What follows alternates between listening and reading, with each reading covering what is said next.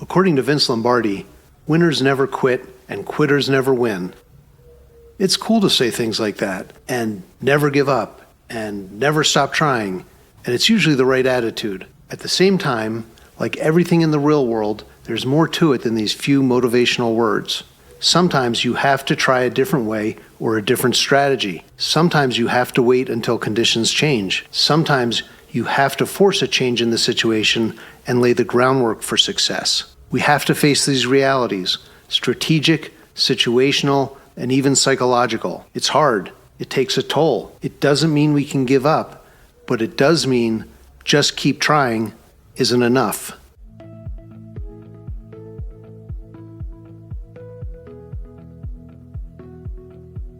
Welcome back, and thank you for wanting to know the facts and the truth. What's going on in the Israeli-Palestinian conflict is big. You can't miss it on the news. You can't miss it on college campuses, and you really can't miss it online. But what are the facts? Why is this happening? That's what we're here to answer. Our approach is to examine the major themes and focus on the important events that help you make sense of what's happening today. We care about knowing the truth. We also care about the basic human right to live in peace. We care about ending the suffering. We care about finding justice. And we think you're here because you do too. The only path for us then is to go after the facts and be open to what they show us. Life can be beautiful without hatred, violence, and war, and maybe the way there starts with better understanding each other, better understanding the Jewish people, the Palestinian people, the history of their conflicts and past peace efforts, and some of the major issues standing in the way of forging real peace. What the Hell is Going On in Gaza is a 9-part series made up of 30 episodes, each designed to help you understand a different but important part of the picture. As part 4 of our series continues, we'll consider the fact that there have been attempts to find peace between the Israelis and Palestinians for decades and decades. Why has it failed so many times? What's really going on? Here in episode 20, we'll look at the question, did Israel give up? And by that we mean, did Israel give up on peace, on trying to find a path to peaceful coexistence with an independent Palestinian state? Did all the violence and bloodshed and failed peace attempts push Israelis to a point where they no longer believe that peace is possible? Let's talk about it. When we look at the list of failed peace attempts, it's hard not to be shaken by how tragically long it is. From 1965 to 2020, there have been more than 30 peace attempts, and we know they all failed because there isn't peace today. Even worse, the possibility of peace between Israelis and Palestinians seems farther away than ever. This history has, for sure, affected the views of Israeli citizens and therefore Israeli politics. After so many failed attempts at peace, and particularly after critical opportunities for peace were responded to with violence and terrorism, the Israeli electorate has moved to the right. Their hopes for peace in the near term have been diminished, and their priorities refocused on security. Many believe this is what explains the election of Prime Minister Benjamin Netanyahu and others on the right, in his cabinet and in the Knesset, which is sort of like the parliament or Congress in Israel. Many also believe that these repeated failures to achieve peace led Netanyahu to give up on the idea of working with the Palestinians to achieve real peace through an independent Palestinian state, that is, a two-state solution. In January, Netanyahu reaffirmed his position, posting on X, quote, "I will not compromise on full Israeli security control over all the territory west of Jordan, and this is contrary to a Palestinian state." Our purpose here is not to be political, just factual. So let's look at Netanyahu's view of the PA and a two-state solution based on his own statements.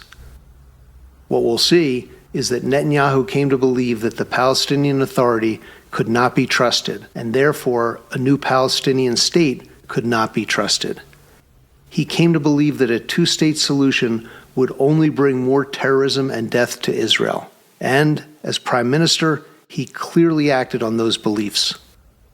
As reported by the Huffington Post, Netanyahu, in a December 2023 news conference, said, quote, "I'm proud that I prevented the establishment of a Palestinian state because today everybody understands what that Palestinian state could have been, now that we've seen the little Palestinian state in Gaza."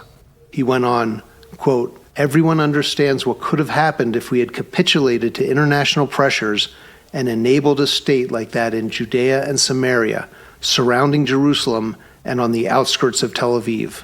People can and do disagree about whether Netanyahu is right or wrong on this point, whether today peaceful coexistence is possible. Without wading into politics, we can say that imposing a two-state solution today, when neither a majority of Israelis nor a majority of Palestinians support it, when mutual distrust has never been greater, when the leadership in Gaza openly calls for the murder of all Jews, when the leadership in the West Bank maintains its pay-to-slay policy, when land for peace has failed as a strategy more than once already, when a two-state solution means a Palestinian state armed by Israel's enemies, when this is the situation, can we really say it's outrageous and immoral for many Israelis, including Netanyahu, to oppose a two-state solution? Our point is that there are rational arguments both for and against supporting a two-state solution today. As you can see in this chart how seats in the Knesset are divided among Israeli political parties, support for the Netanyahu government and its policies is very much split. In episode 30, we do our best to outline some of the principal considerations for achieving peace, though we really hope you won't jump ahead. There are a lot more facts to consider first. Regardless of whether Netanyahu's basic theory was right or wrong, his tactics and execution appear to have failed badly. Netanyahu chose to strengthen Hamas as a political counterweight to the Palestinian Authority. This strategy clearly contributed to the heavy toll exacted on Israelis and Palestinians alike by Hamas's October 7th attack and Israel's response.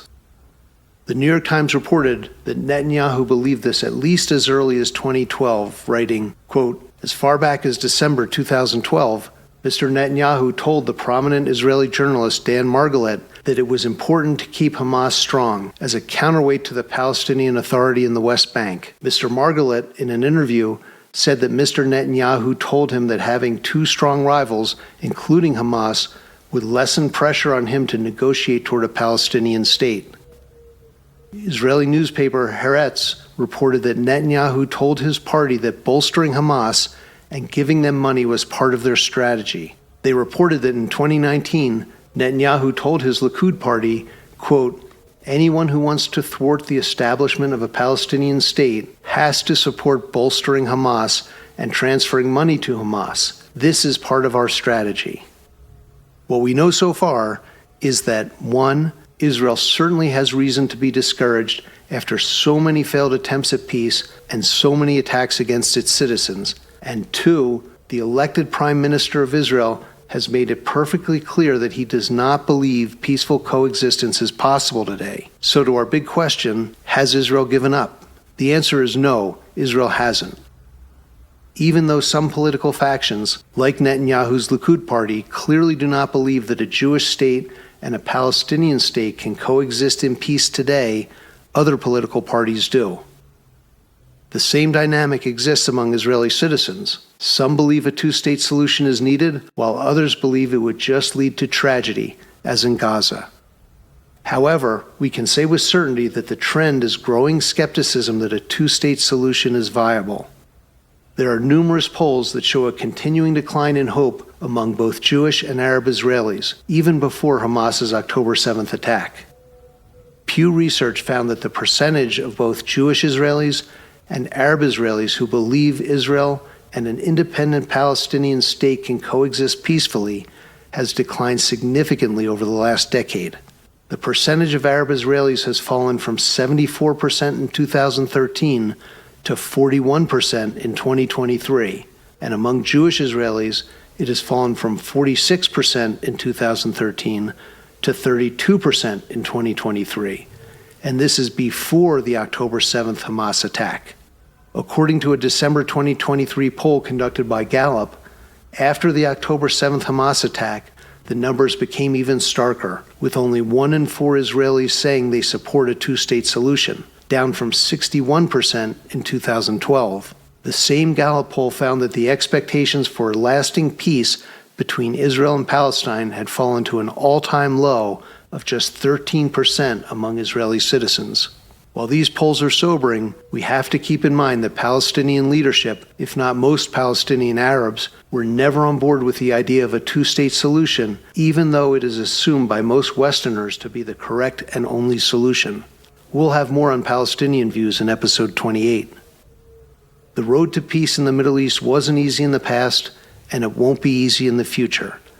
Decades of failed peace attempts, violence, and terrorism are clearly taking a toll.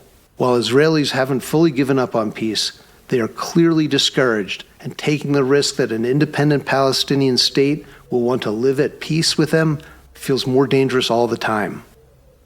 It seems clear that more must happen to change the risks before a majority of Israelis will accept a two-state solution.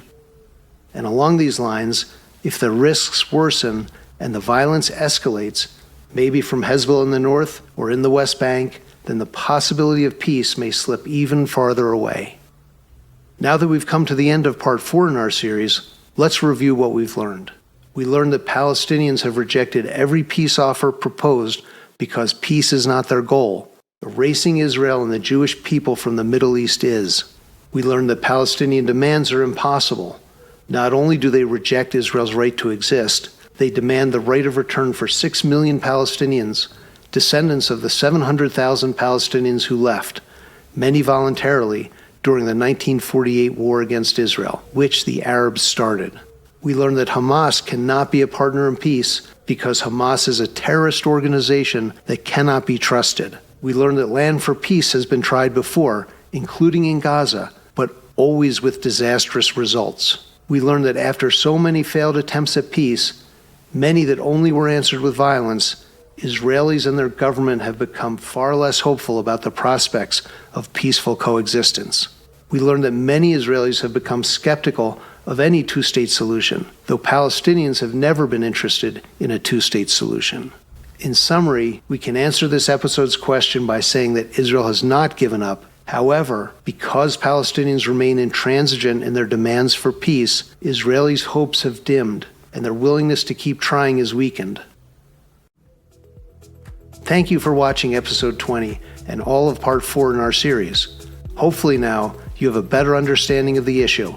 Did Israel give up? If you'd like to leave a comment or get in touch, visit our website at www.getthefactsmiddleeast.com. This was just a start. There's a lot more to learn, so please keep going. Next up is episode 21 in part 5, where we'll explore the question, who does the world blame? Thank you for joining us. We appreciate your interest in learning more about the war in Gaza. And remember, where there is no knowledge, there can be no insight.